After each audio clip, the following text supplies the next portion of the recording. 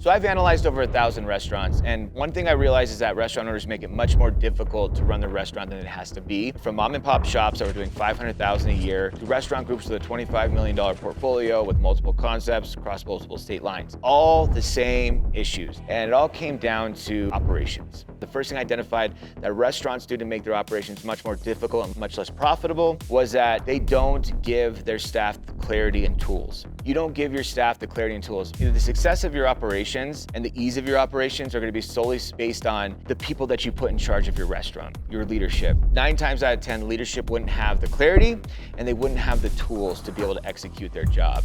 So clarity is huge. I'll give you an example. Like as an owner, you say, I want you to follow up with the staff more and hold them accountable. That is not clarity. There's no clarity there. That is a very broad, overarching kind of ask. When you say follow up, how can you make it as clear as possible? What do you want them to follow up on? What does that look like? And then the next thing is the tools. How do we give them the tools to be able to follow up? It's one thing to say, I want you to follow up. It's another thing to say, here's 3 steps on how to follow up. And here's a system on how to follow up, right? Here's the metrics we're looking on to follow up on. And so you have to give them that clarity and the tools. The more tools and the more clarity you give them, the higher chance they have of success. And we want to give them all the tools possible to succeed. And I don't know why you'd want to do it any other way, right? The less tools you give them, the less clarity, the more likely they are to fail. And so we can't assume that they know. If you're assuming, you're going to fail. Don't assume that they know how to do it. Don't assume they know what you mean. Don't assume that they should know what to do. Don't assume because of their past experience they'll know how to do it, because that's not how it works. You can't base someone's past experience off of their current success. Because a lot of times, you've probably experienced this, right? You get a restaurant leader who's I worked at this really great concept for 10 years and I had all these accolades and accomplishments and things and I did all these things. Wow, your resume looks great, right? And then you bring them in, well, they still need the clarity. Because you have to understand, managers, leaders are executors, okay? They are not creators, they're executors. And so no matter what, if they came from this great concept over here and they come over to your restaurant, they have to have a whole new set of creation. You have to create a whole new system because the system that worked over there won't work in your restaurant. No restaurant is the same. Same when you're scaling, right? When you're multiplying restaurants, even the same concept in 2 different cities will have 2 different demands, 2 different needs, 2 different creations of systems. And when you can multiply correctly, right? Like if you look at some corporations, some chains, like let's say Din Tai Fung, for example. So Din Tai Fung does $27 million a year out of each location. Those are huge numbers. You're not gonna do any better than that, right? They're literally packed. They have lines out the door Monday through Friday from open to close. How do they do that and how do they scale it? They scaled it because they have figured out how to give each employee on each level ultimate clarity and as many tools as possible. They've mapped it out. They spent a lot of time and a lot of money developing that. And then that's how they've been able to scale at such a high level. And so you have to understand that you have to give your staff the same kind of tools, and those things take time.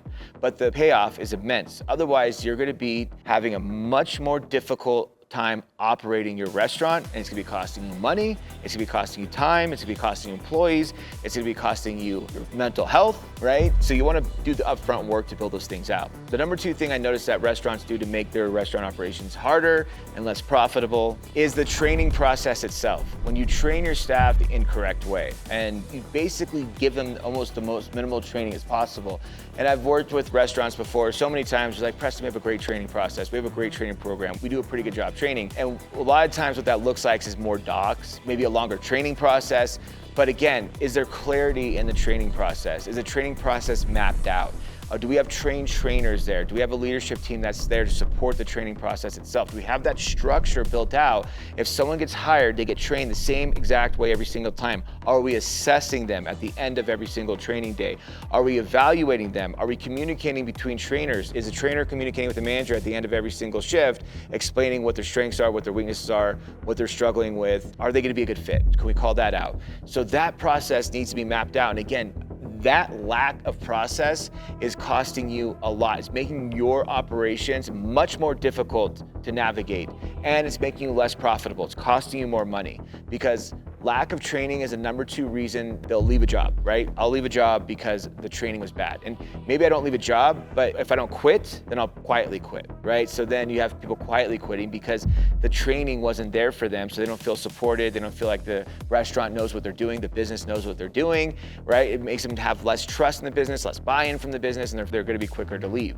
And so we want to fix that training because we can't give the guests the best experience possible. We can't chase excellence. We can't have a great hospitality experience if our training isn't there. You want to have as little, you want to minimize a trial and error of an employee, right? And what restaurants mostly do is they give them a minimum to okay amount of training that's not mapped out, not thought out, not built properly, not built as a progressive learning structure. And then they say, okay, I'm gonna give them this training and then I'll have about 6 months of trial and error where they're gonna just have to go on the floor and trial and error before they actually get up to par where we want them to be. Maybe at this 6-month point, this is where they usually start giving a good hospitality experience.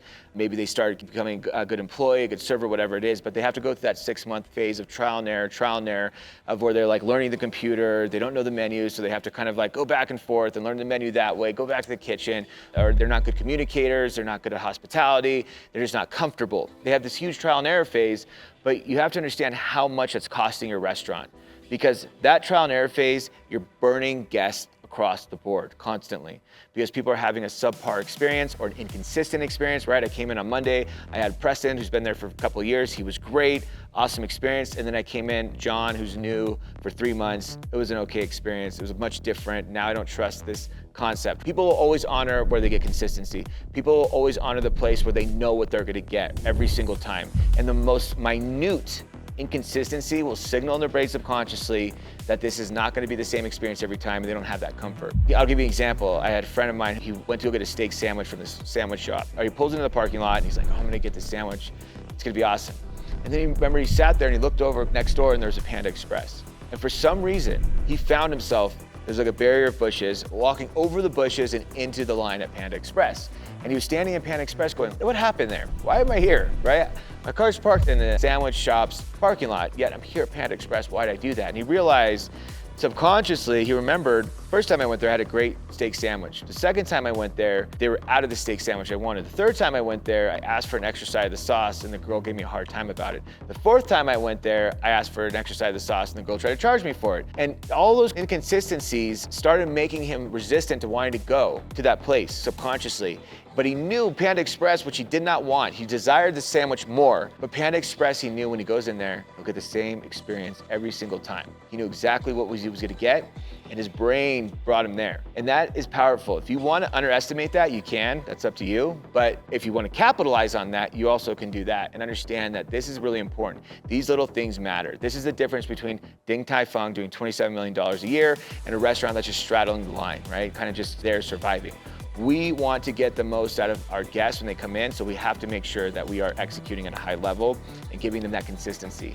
But we have to minimize that trial and error phase, because if we can minimize that, we'll burn less people, we'll be more successful, and we'll build a better brand and much better guest retention and much better employee retention, right? Because training employees costs a lot of money. So we want to have the training process mapped out and the trial and error minimized versus the training process minimized and the trial and error phase maximized. So that's number 2. The number 3 reason I see restaurants having a much more difficult time to operate and being less profitable is leadership. Leadership is baffling how underdeveloped it is in the restaurant industry. Restaurants just do not develop their leaders, right? Most of the time it's like, here are the keys, here are the basics, basically to get through your shift, good luck. But there's no training on to develop that leader into A leader, and B, the leader you want them to be for your restaurant, right? I would ask you this, if you had a program where you can develop your leaders to be exactly what you want them to be, to execute exactly how you want them to execute, to show up exactly how you want them to show up every single time, every single day, would that be worth it to you? Would that investment be worth it to you? Obviously the answer is yes, right? But no one develops that program. Right? We don't develop that program. We just kind of have like an overview of how to operate in the business. But what is your goal? What is your mission? What is your vision? Are they bought into that? How do we get them bought into that? And how do we get them executing it? How do we get them to develop the people underneath them? How do we get that whole process mapped out, delivered to a T? And that is leadership development.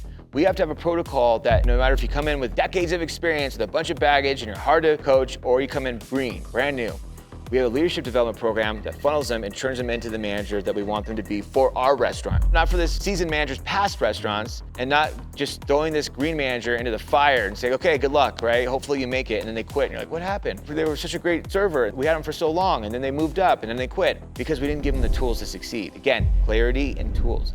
Now I can tell you this much, if you get your leadership development program down, if you get your training down, And if you get your clarity and tools down to give to all of your staff, your restaurant will run significantly better, much easier, and much more successful. Your margins will grow, your numbers will grow, your guest retention will grow, your brand value will grow. But this is the upfront work it takes to be able to execute at a high level. Now, this is a lot to build out. You can't have managers build it out. You can't say, you're my GM and you're working your butt off. Also, I want you to develop all these things because again, leadership 9 times out of 10 are not designed to develop, not designed to create. They're designed to execute. You give them the tools and they will execute. That's why corporate restaurants are so successful, because they give them all the tools. Now you just execute it. We have to do the same thing. So it's really important to develop all of these things. Now, if you're curious on how to develop all of these things, I have a book I came out with called The Hospitality Handbook, and you're more than welcome to order that. I'll put a link in the description if you're interested in ordering that. It covers all of this stuff, but either way, all of these things are so important to develop in your restaurant. I know when I'm talking about it, you're probably feeling it, you're probably seeing it, you're probably understanding it. So I recommend that you don't waste any time. You go out there and you start developing, creating these things for your restaurant, for your business's ultimate success.